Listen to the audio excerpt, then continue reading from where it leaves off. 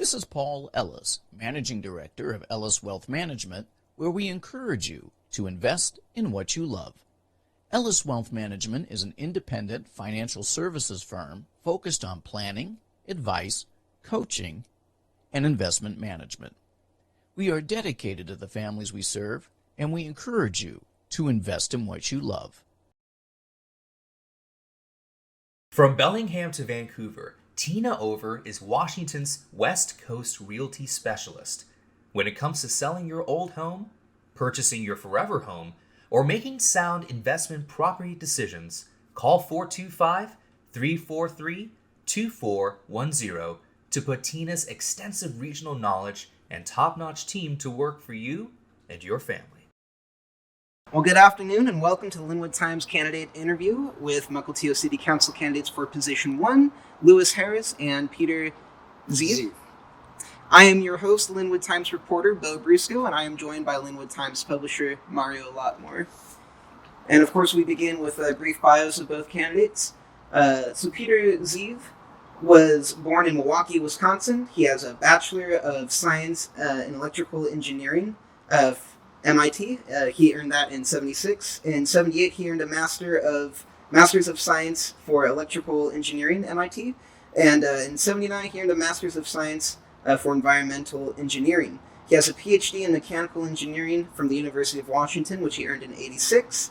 He was appointed the Research Assistant Professor of Electrical Engineering for the University of Washington, and he served in that position from 86 to 88. He founded EFB Incorporated in April of 1977. He founded Measurement Technology Northwest in July of 86 and Electro Impact in July 86. Peter separated from EFB Incorporated in 83 to move to Seattle and pursue the PhD degree at the University of Washington. He gave interest in Measurement Technology Northwest to his friend and has been wholly focused on electro impact since 86. He has written over 50 technical papers which can be read on Electro Impact website and holds 30 US patents. Peter moved Electro Impact to Mukilteo in 93. In 2008, Peter moved to Mukilteo with his wife Maria and their 4 kids in 2008 after Jane, their daughter, completed her freshman year at Kamiak? Garfield. Oh, at Garfield. Okay. All 4 of his kids have gone through the Mukilteo school system. Jane graduated from Kamiak in 2011, and David is a sophomore at Kamiak, and Daniel and Max attended Harbor Point Middle School. Thank you. Your elected experience, Mukilteo City Council men for Position 1. You served also on Mukilteo Precinct Committee Officer, NAACP of Snohomish County Vice President, YMCA of Snohomish County Board Trustee, and Board of Directors Communities of Color Coalition. And other professional experience includes Public Benefits Specialist Lead for the Washington Department of Social and Health Services, College Coordinator at AmeriCorps, and Nonprofit Consultant. Wonderful. And then education, you have a AA from Everett Community College, a Bachelor's of Science in Psychology, and a Bachelor's of Arts in Sociology from Washington State University. Continuing education in environmental justice, diversity, equity, and inclusion. And then your community service includes Snohomish County Multi-Agency Response Team, which is called SMART, Everett Police Chief Community Advisory Board, Snohomish County Black Heritage Committee, Red Cross, and Habitat for Humanity. All legislative and policy-making powers are vested in the City Council. But what inspired you to run for office, and what will your top 3 priorities be if elected to office? It's an excellent question. So I have prepared responses here, but really the reason why I was inspired to run for office here in Mukilteo was when I ran for Snohomish County Council in 2019, I got really involved in the local politics as well as the regional politics, and was able to see the gaps here in Mukilteo with regards to policy development, community engagement, that I felt readily equipped to be able to address, especially with my background in psychology and sociology, being able to connect with people and understand their needs and be able to communicate their needs, and then my background in advocacy, which in my opinion just makes me a strong voice for residents and makes me a good representative. When it comes to like the policymaking powers that are vested in the city council, what are my top 3 priorities? My top 3 priorities are, first of all, public safety, improving the quality of life for Mukilteoans, and supporting local businesses. And I'm happy to elaborate on those, throughout this interview. I'm not sure how I'm doing on time though. So. Yeah, I was always interested in running for office. I think the seminal moment in running for the city council was in 2017, when somebody showed me how you actually put yourself into running. And they showed me, that the website you go to, you just put your name here and you click. It's like, is that all there is to it? And I was like, wow, I can do that. So I've done it. This is my 3rd time. I think now I'm kind of hooked to it because I know when that's coming up and I know what to do. The other good thing about the city council for me is that I have a day job, and I can continue in that day job and do the city council. It's not a conflict, so that's important for me as well. Like, I don't think I would go for the mayor job because I would have to quit my day job, at least the way it is configured right now. Sure. It may change that. My 3 agendas are: 1, keep Mukilteo a small town. That's on my campaign signs. I want to push back against the housing action plan. Zoning regulations are being pushed to the limit as far as I'm concerned. They're not being followed, not to the extent that I would like to see them followed. For example, at the Carvel Apartments, this whole street is parked up. I went and interviewed the residents. They're not provided the 2 parking spots per unit that the city code requires that they get. They're only given 1 spot, and they have to pay for the second. So they don't pay for it, they end up parking on the street. And the code requires 2 spots. So that's the kind of thing I would push back against. Also, we have on the zoning side, the Pacific Ridge does not make me happy. It's a long wall of houses, and that's never been in Mukilteo before. Mm-hmm. We should have something more like Bay Court, where we have individual units, and Basil Homes as proposed is just horrendous. Teresa Tellis is down in the Old Town, not good. So that's the number 1, is the zoning. 2, full support for law enforcement. I always have the back of first responders. If you look at my car, it says I love cops on the back, and at my house I fly the blue line flag. And the 3rd one is the homeless invasion. For the first time now, we see homeless in my precinct 13. We see there's a homeless guy that comes and sits in front of Starbucks next to Walgreens. That never happened before. So, and we have laws against that, but they're not being enforced. We have laws against outdoor camping. We have laws against camping, sleeping in cars. What do you feel are the top concerns facing small business owners in Mukilteo, and what do you propose to address those concerns? Yeah, so based on the several conversations I've had with small business owners, I think the top concerns facing small business owners are a disjointed retail and business centers that lack attractions and activities that bring residents and visitors through small business owners' doors. Also, I feel like there's a lack of consistent branding and identity for the city, which creates an unclear image for consumers to feel confident that they're spending their money at quality businesses that our residents and our business owners know we have. This is also compounded by an outdated citywide marketing and tourism strategy that doesn't do enough to showcase our city's amenities and businesses.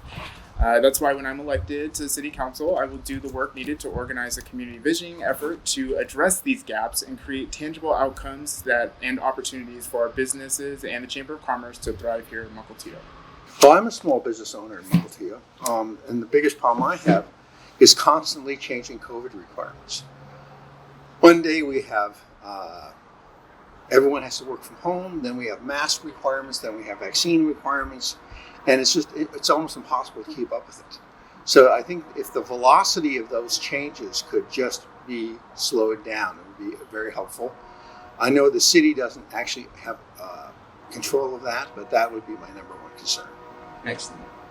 And then I'll ask you this next question first, Peter, and then I'll pass it off to Lewis. So excluding changing housing and zoning codes, what would you propose to make Mukilteo better for seniors? Well, yeah, I'm actually a senior.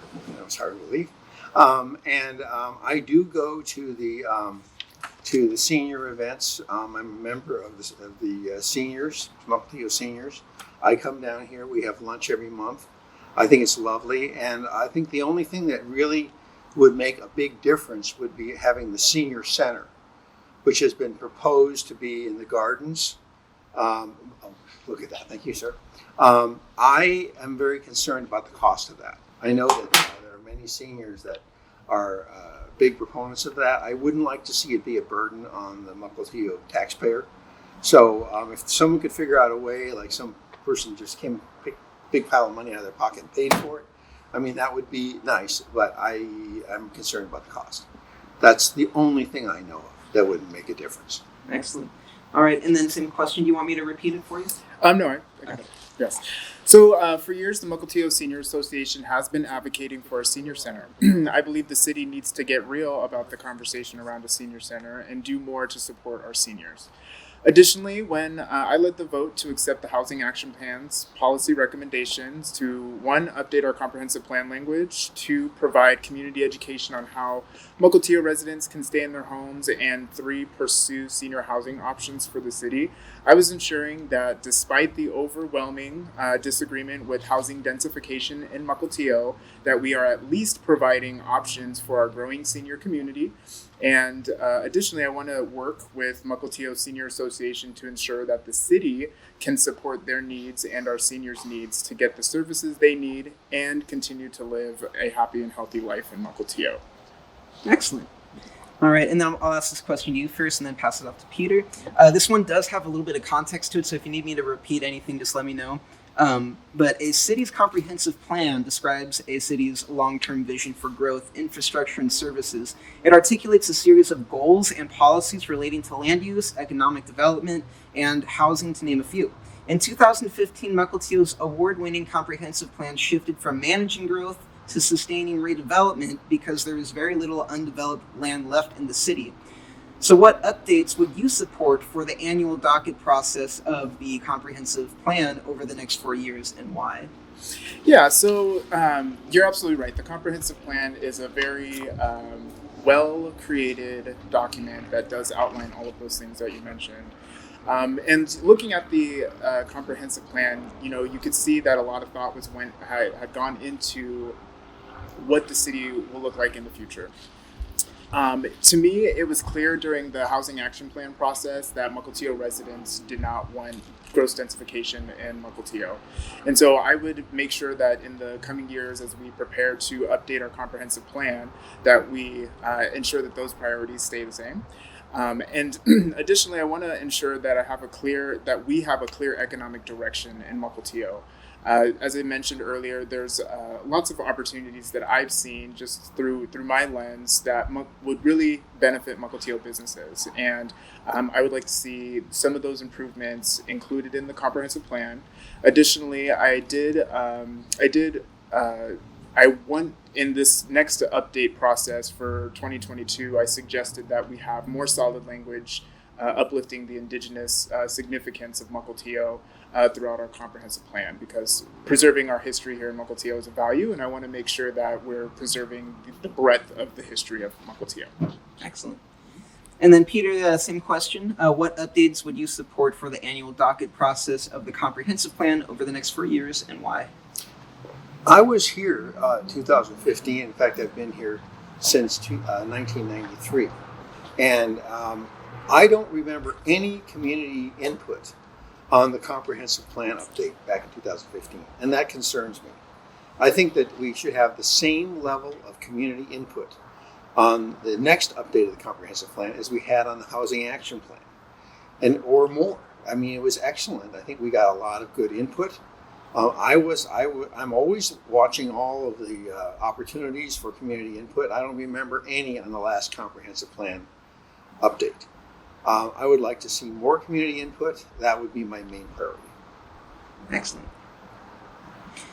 Okay, keeping on with the city growth, building development, that sort of thing, I'll ask this question to Peter and then pass it off to Lewis. If someone came to you with a proposal to build a new piece of public infrastructure in our city, whether it be a road, a bridge, or whatever, how would you evaluate whether that project was worth implementing? Yeah, my answer to that question is how many people is it going to benefit, and how much is it going to cost? And that cost, of course, can be a complicated thing. Like an excellent example is that Harbor Reach extension. I think that was a superb project that was done. Both mayors were involved in it. Joe got the land, Jennifer got the contracting. But as Jennifer explained to me, she got money from all kinds of different sources so that the Mukilteo taxpayer wasn't stuck with the bill, and that was great. So that was something that a lot of people use, and the actual cost to the Mukilteo residents was not that great because we got external money. So that one was a good one. But if it's something that, like for example, this bridge over the railroad tracks here that needs to be replaced, that could be $50 million. If the residents are going to have to pay for that, I would say no, it's not going to be worth it. But I think we could stick the railroad, we could stick the ferry people and other places to get the money, so that our cost isn't that great, and we'll all enjoy the benefit. Excellent. And then, Lewis, same question to you. How would you evaluate whether a hypothetical project was worth implementing?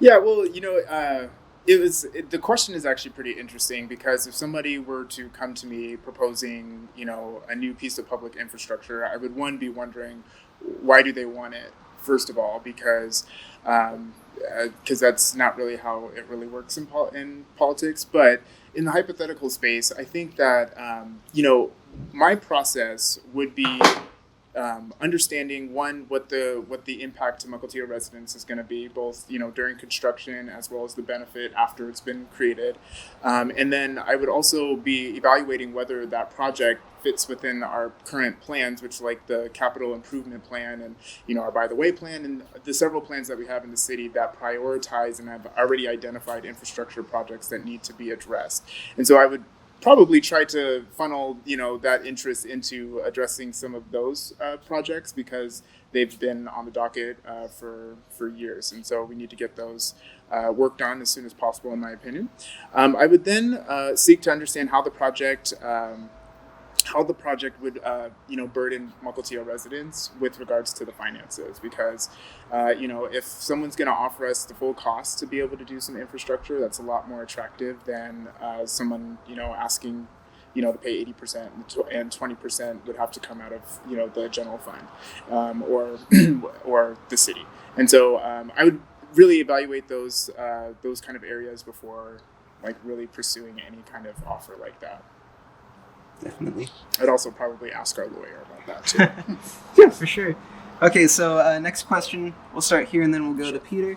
If there's ever a budget shortfall or a recession, what recommendations would you present on how to mitigate the shortfall? Yeah, I thought that this was an interesting question as well. First of all, I think we can prevent having budget shortfalls by adequate financial long-term planning, which I do believe that the city does a good job. We have great fiscal policies to address any shortfalls in the budget and to take necessary action to be able to close those gaps. But in all honesty, I think we need to work within the city to ensure that our financial experts have adequate planning and adequate projections to be able to proactively prevent those type of things. I just have a hard time really seeing us being subject to budget shortfalls or recession if we're constantly planning ahead and thinking ahead and putting policies in place to prevent any ongoing revenue loss or expenditure bleed due to those kind of things. So I think honestly sound long-term financial planning. Excellent. And then Peterson question. Yeah, there's this is the budget that was just revealed for 2022 October 4. It says that The city has a $1 million emergency reserve untapped during this pandemic. It's right here on the first page. That is not an adequate reserve. There's also a fund balance in the bank, in the checking account. So what I'm saying is, what you do, you cannot predict the future. For example, if there's bad weather, there's going to be more cost for clearing streets. If there's a pipe that bursts, the city has damages or sewers back up. So you can't predict that stuff. So you have to have a good emergency reserve, and then you tap into that, and then you adjust the tax rates the following year to replenish the reserve. So that's my answer to that.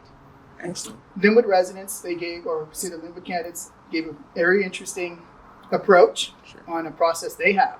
So I was just wondering, what would be that process? What would be, or what could be a process that the city can possibly implement so they would know in the future? Or maybe what would you prioritize as to where you would possibly look at cutting funding? Sure. Well, I mean, okay. So, the reality is that when it comes to city finances, there's revenue and expenditures, right? And when we have a budget shortfall, we either raise revenue or we cut expenditures. That's 101 of politics, right? So, excuse me, I thought that was a given. But the reality is that we would obviously have to make cuts to make sure that we're not wasting money. We do need to have sound financial policies, and that includes reserve policies, so I absolutely give that to Mr. Zieve. But the reality is that the city does have those policies in place, and I think that they're adequate. With regards to the current budget, we have 31% of the ending fund balance after all of the expenses and revenue have been projected out. And so we do a good job here in Mukilteo of making sure that we have money on hand to be able to meet our needs. And I think that we will continue to do that going forward with my leadership and the leadership of the other council members and the mayor. Peter? My priority would be, on top of, we already talked about the reserve, strategic reserve, and the financial reserve. But if there was an amount of money more than we need, my priority would be to reduce taxes. We already pay the highest sales tax in the state, maybe I think in the country. Here in Mukilteo, it's a crazy number, 10.7%, and that's just way too much. And so if we find that we have more tax revenue than we need to meet our needs, and in fact, if we have an over taxation, then let's reduce the tax rates and return the money to the citizens. Sarah Noet knows that buyers and sellers need to be agile in this fast-paced real estate market. That's why Sarah listens to her clients' needs and uses her extensive real estate knowledge to help them close a deal. Thinking of buying or selling? Then call Sarah Noet and her team at 425-516-1459 and get ready to move. Okay. Well, so this next question, kind of changing gears, it does have a lot of context, so if you need me to repeat or reread anything, just let me know. I'll ask Peter this question first, and then we'll move it to Lewis. Earlier this year, the Washington State Legislature passed a series of police reform laws regarding use of force. Overwhelmingly, law enforcement officers throughout the state argue that these new laws inhibit them from catching criminals and keeping communities as well as themselves safe. Would you support a resolution requesting the governor, the Washington State Legislature, and the Attorney General to assist in providing clarification of these new law enforcement standards and requirements? Absolutely. I think that this has gone way too far. There's some comical videos on TV of criminals walking away with things, and the police are inhibited to do anything about it, or they simply get in the car and drive away. And I don't see the point of that change in the law. I think we have to go back to what we had. We have to get the criminals arrested in jail. We've got to get the drug addicts arrested in jail. The homeless people either have to go to treatment or jail, like they do in Marysville. We let them wander around Mukilteo. So no, I don't support any of that. And of course, since it's under the jurisdiction of the state, we have to beseech the state, like some of our neighboring towns have done. Excellent. Same question? Yeah. Yeah, so to answer that question, I work pretty closely with law enforcement throughout the county, and I've heard the concerns coming from police officers and chiefs about these new laws. I also know the communities that have been adversely affected by police and some of their policies and the standards of accountability for police. And so while I, in perpetuity, believe that police should be supported and have everything they need to be able to do the job of public safety, I do believe that they have a lot on their plate. They have more expectations than they are really even trained or equipped to be able to handle. And I believe that laws like these work to make sure that police officers have accountability when it comes to use of force. With that being said, I don't believe that all of the bills that came out this last year are perfect. If I were in the position of, crafting these bills, I would have worked more proactively with police to ensure that they're working alongside of us to create policy that doesn't create the uncertainty that they're currently undergoing. And absolutely, I think that the governor and the attorney general should create clarifications to clarify to our police officers what they can and cannot do so that they're not put in precarious situations. Excellent, thank you. Next question I'll ask to Lewis and then to Peter. Regarding public safety, what do you think the city is doing right, and where might there be room for improvement? Yeah, so regarding public safety, so it's very interesting because, I think we have to really keep in focus the size of the city and the needs of the city. And we have to also keep in focus the crime trends and what police can and cannot do within the current budget that they currently have. I had a conversation with Chief Kang recently about his needs and his budget asks in the budget process here for Mukilteo for 2022. And, he mentioned that he feels like his asks are adequate and not overbearing. I asked him, does he think that it would be better for us to have more police officers on the road than there currently are? And he said that there's a real balancing act that needs to happen in budget processes because he knows that with a small city that when we have a limited amount of tax revenue that city services need to continue across all the departments, and so he's conscious of that reality, and so he's not asking for more than what he can actually manage. When you increase our police size, you increase the needs of management and the needs for equipment, and so there's some exacerbating costs that are associated with policing that. Right now, the way Mukilteo is, the tax revenue, it's what we can do. And myself and other council members need to do their part to make sure that the communication between residents and the police is happening so that police are doing what they need to be doing. Well, and I think an important follow-up question to that, just because it's been a huge topic of debate over the last year or so, is what is your stance on defunding the police? Yeah, so my stance on defunding the police, and I've been getting some flack in the community about this because there's some misunderstanding about my stance about defunding the police. Let's be clear that the defunding movement started because of police accountability. It started because of the national outrage of police use of force that has seen people be killed unnecessarily.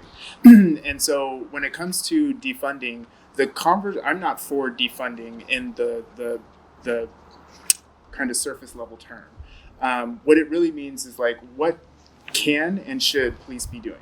That's what defunding the police really means. And until we take that critical look at policing today, we're going to miss the mark and keep putting undue responsibilities on our police officers that, one, they're not trained to do, and two, it's just they're law enforcement officers. They're not mental health workers. They're not social service workers. They're not crisis responders. So the more that we put those burdens on them, the more burden they have to walk the line between these extra duties and what they're hired to do, which is enforce the law. So here in Mukilteo, we don't need to be defunding the police. If anything, we need to make sure that our police are supported enough to be able to meet the crime needs that we have in Mukilteo. The opportunity for improvement is to enforce the law. Here's an example. I found out how to fit it in the news. This is the local Beacon this week. It says in here, homeless man shot in apparent robbery attempt. The guy was sleeping in his car in the parking lot of the Extended Stay America Suite. And you can see that happening all around Mukilteo. There's a specific city code that does not allow that. It's not allowed, but the police don't enforce it. So because they don't enforce it, the guy's sleeping in his car, and then he ends up with an altercation with another guy and he's shot. This is something that should never happen in Mukilteo. It's right on the front page of our local paper. And we have the same thing with the homeless that are now invading the city just this year. We know where they're sleeping out in the woods, and there's specific Mukilteo codes against that, but they are not being enforced. So I think what we're doing wrong is we're not fully enforcing the codes we have. The opportunity to make things, to not have things go worse, I think, is to look at the liability situation. I don't think that a policeman should ever be liable.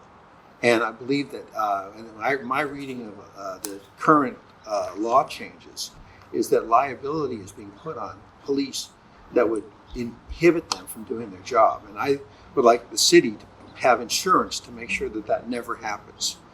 And I would pay for it myself if I could. Well, and I'll give you the same follow-up question then that I gave to Lewis. What is your stance on defunding the police?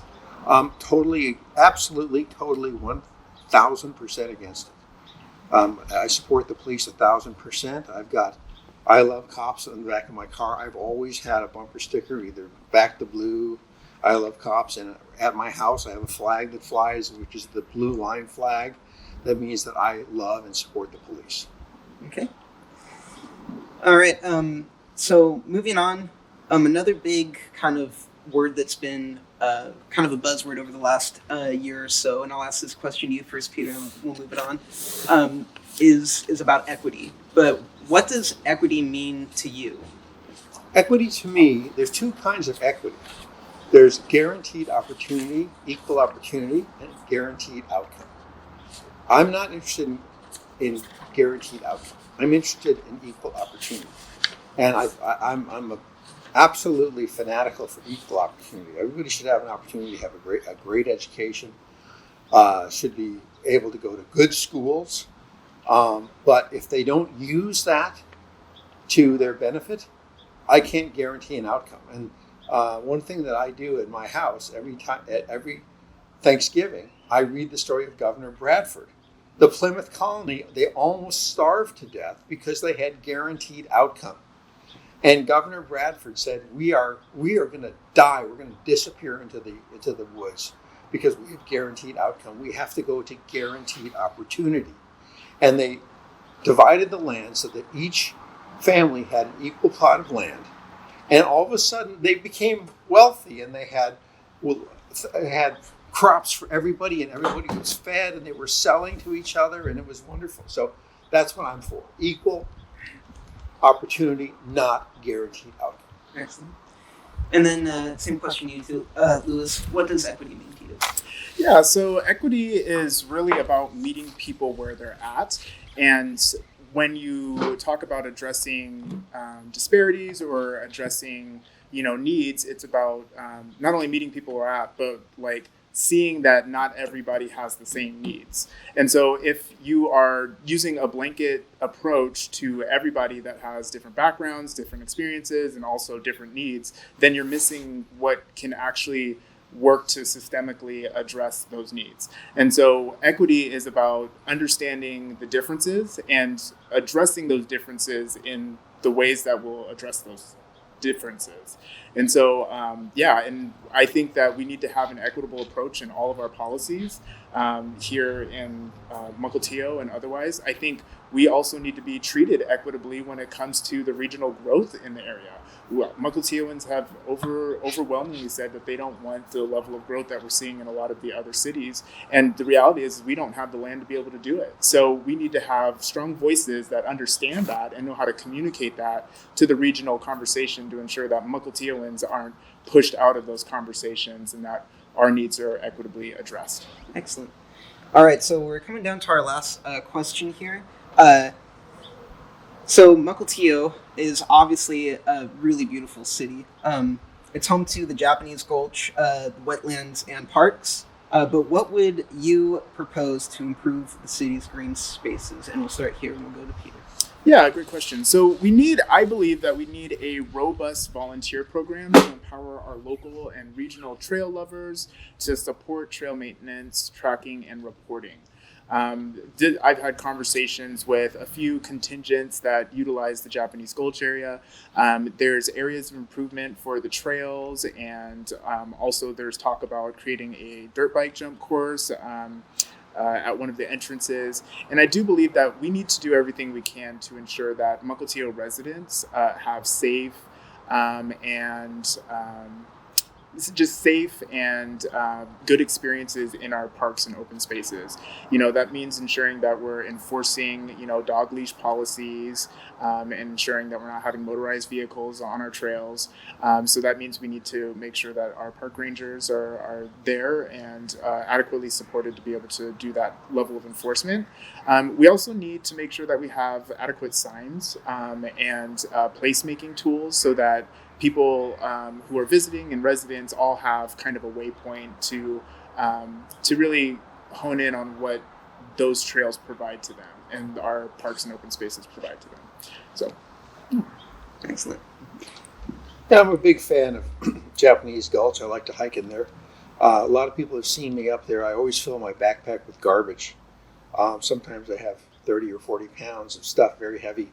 Carry it out. If I see metal cans, I carry it out. I also don't agree. I think the Japanese Gulch is a perfect example. It's fine. It's not fancy. There's this thing that the city keeps voting for, which is daylighting the creek. It's ridiculous. There is no benefit to that. I don't even want. It's absurd. I don't know. Leave it the way it is. People love it. I love it. And I don't want to see a bunch of backhoes in there to daylight that creek. It's not going to help anything. It's just kind of over engineering it. Just leave it the way it is and let people enjoy it. That's what I'm for. Coverage is important.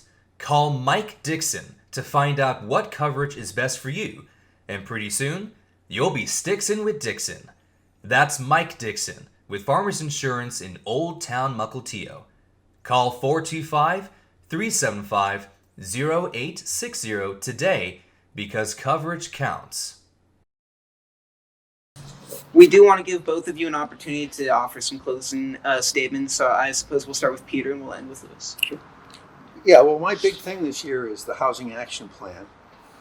I think this is a massive mistake, and I think we have to do everything we can to make sure that it doesn't damage the city. If you look at RCW 3670A600, you can see that once you take the $100,000, you have obligations to the state. And those obligations are heinous and unacceptable. And so we've got to figure out how we can